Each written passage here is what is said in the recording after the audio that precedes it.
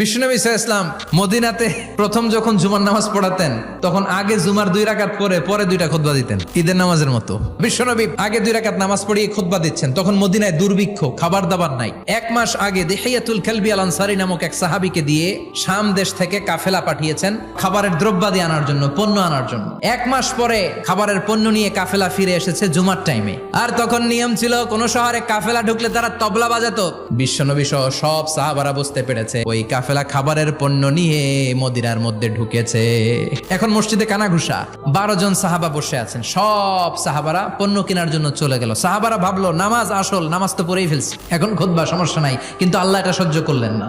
এজন্য সাহাবাদেরকে ধমক দিয়ে আমাদের চোখে আঙ্গুল দিয়ে আল্লাহ আয়াত নাজিল করলেন, ও নবী আপনি বলে দেন আমার কাছে এত বিশাল ধনভাণ্ডার আছে, সবার যত চাহিদা যত কামনা আছে সব যদি দিয়ে দেয় আমার ধনভাণ্ডারের